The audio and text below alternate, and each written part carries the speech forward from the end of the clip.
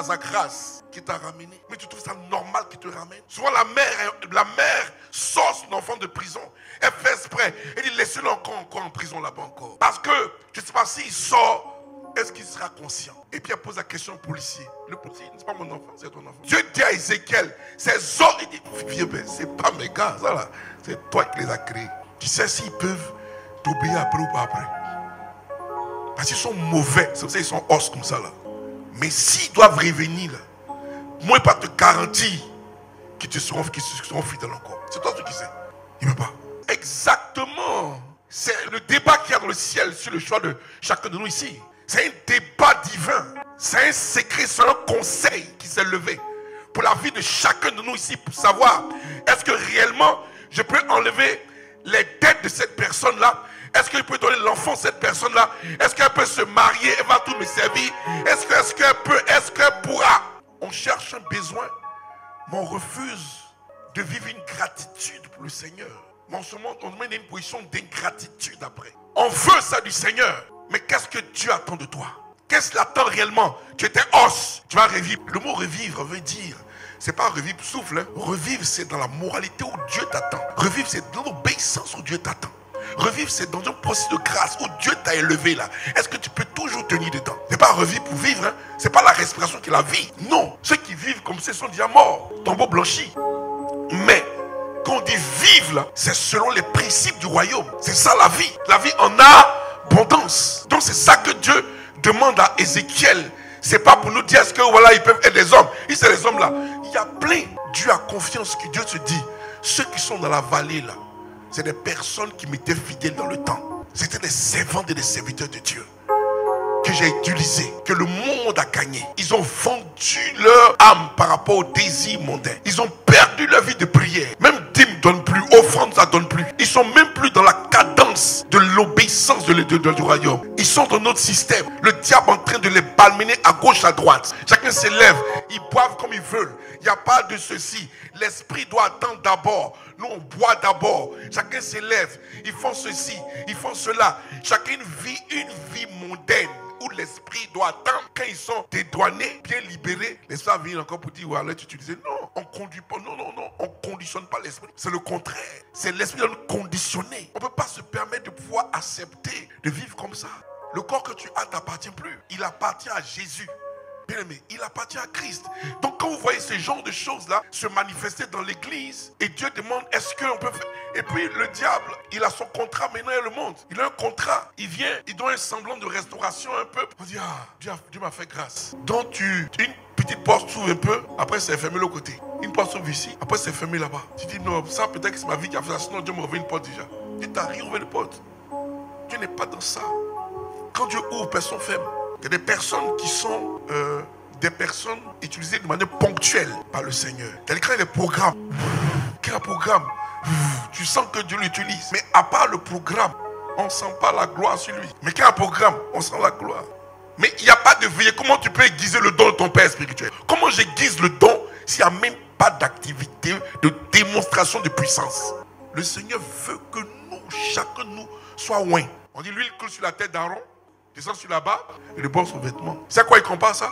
On compare ça à une bénédiction qu'on appelle la montagne de l'Hermon. C'est une grâce. La bénédiction vient du ciel. L'Hermon, c'est une montagne en face de Jérusalem où son pic, c'est la glace. C'est là-bas la source du Jourdain. Ça fond et ça fait Jourdain. Sa bénédiction là, c'est éternel. Donc dès l'instant tu as cette huile comme ça, là, tu es parti. Alléluia. Jésus prend ses disciples puis ils vont dire allons à Gethsémani. Donc Pierre, je vais rester ici. Je vais prier. Vous, restez en prier ici. Et puis ça va prier 1 heure et puis il revient. Il les voit en dehors. Mais il dit vous n'avez pas pu prier 1 heure avec moi. Il dit veillez et priez.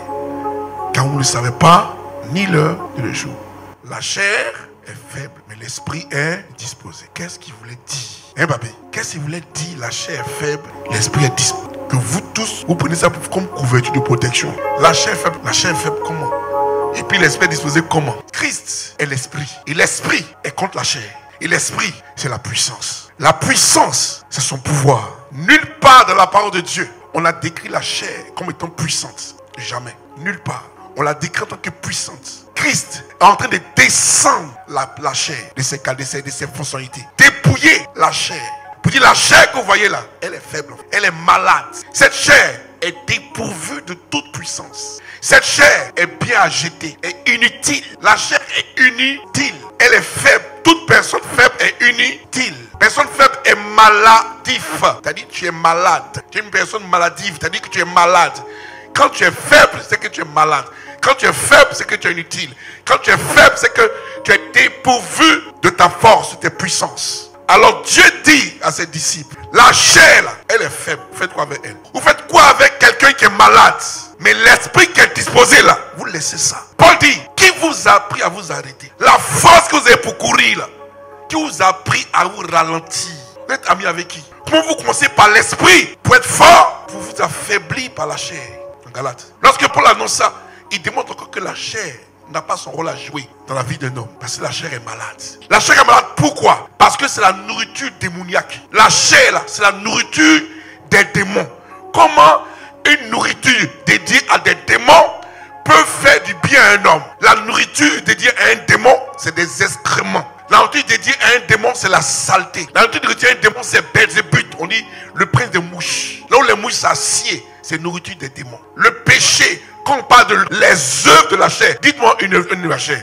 N'importe quoi. L'adultère. L'adultère, c'est pas un péché. L'adultère n'a jamais été un péché. On dit c'est une œuvre de la chair. C'est-à-dire c'est une nourriture d'un démon. Comment tu peux toi pavader, t'asseoir pour manger avec une nourriture de démon? Je ne sais pas si vous comprenez un peu. L'impudicité, c'est pas un péché. C'est un plat démoniaque. C'est un plat qui attire les mouches. C'est un plat qui attire les démons. Celui qui fait l'impudicité nourrit un démon. Il nourrit le démon de l'impudicité. Est-ce que c'est pas là quelqu'un? Dans Genèse chapitre 46, la Bible dit que Jacob a entendu, Jacob, le vieux père Jacob, il a entendu que Joseph, son fils, arrive. On dit Jacob est malade, il est couché. Il est malade comme ça, je suis malade. Mais on entend que son fils arrive. La Bible dit, Israël réunit ses forces. Et puis il s'assoit à son lit pour accueillir son fils. Qui est Israël? Qui est Jacob? Qui est Israël? C'est l'esprit. Qui est Jacob? C'est sa chair. Sa chair est malade. Sa chair a toujours été malade. Mais tu parles avec ton Jacob. On dit parle avec ton Israël. Tu parles avec mon Jacob. Jacob, c'est la nourriture des démons. Jacob, c'est un menteur. Jacob, c'est un usurpateur. Jacob, c'est un faux type. Les démons l'ont maltraité. Il double les gens. Il ment. Il vole les grâces. Il vole les lentilles. Quoi le démon se nourrit? Quand tu bois l'alcool, le démon ne se nourrit pas du liquide. Non. De la vaporisation. De l'odeur qui sort là. Et ça, l'esprit prend. Il te donne juste le liquide et lui boit vapeur. Donc vous êtes ensemble là. Tu es seul. On dit quoi? On donne la bière là. Oh. Il demande ça. Le gars là. Oui, donnez encore. Non. Et puis ils sont pleins autour de toi. Plein de démons sont là aussi. Vous êtes beaucoup. Autant de gars, autant de démons. Chaque gars a son démon derrière. Vous êtes 10, c'est qu'il y a 20 gars là. Il y a 20 têtes. 10 physiques et 10 spirituels. Quand vous voulez voir exactement quel est le menu du diable, lisez Galates 5, 19. Vous allez voir le menu démoniaque. Le menu démoniaque. Tu ne peux pas dire, il te sort au nom de Jésus. Ça ne se dit pas comme ça. Il se traite. Il faut traiter la chair. On le traite dans le jeûne de la prière. Tu vas traiter afin de détruire le frigidaire. Tu gâtes tout. Tu pourris la nourriture. Tu gâtes la nourriture. Tout est gâté. Tu sors du frigidaire quand tu es frais. Le frigidaire propre, il n'y a rien dedans. Tout ce qui est le frigidaire, par exemple, c'est amour, tempérance, bonté, gloire. Tout est dedans. Quand tu sors comme ça, c'est gloire. Mais tu sors comme ça de tout. Il y a n'importe quoi. Tu sens mauvais. C'est ça, on dit la chair est faible. Quand on dit ta chair est faible, Dieu est en train de te dire, il t'atteste. Tu ne dois plus rien faire ça. Parce qu'elle est faible. La colère, c'est une nourriture démoniaque. Tout ce qui fait transpirer pour donner une odeur, c'est démoniaque. Vous ne savez pas ça? Vous pensez qu'est-ce qui entre, qui souille l'homme? La colère, elle vient. La colère, le résultat, la conséquence d'une colère, elle vient de l'intérieur. Plus ton colère, tu as un putois spirituel qui nourrit le démon de colère. L'esprit veut parler à chacun de nous ici. Mais si nous voulons rester dans le système de l'Esprit de Dieu, mais cherchons à être consacrés.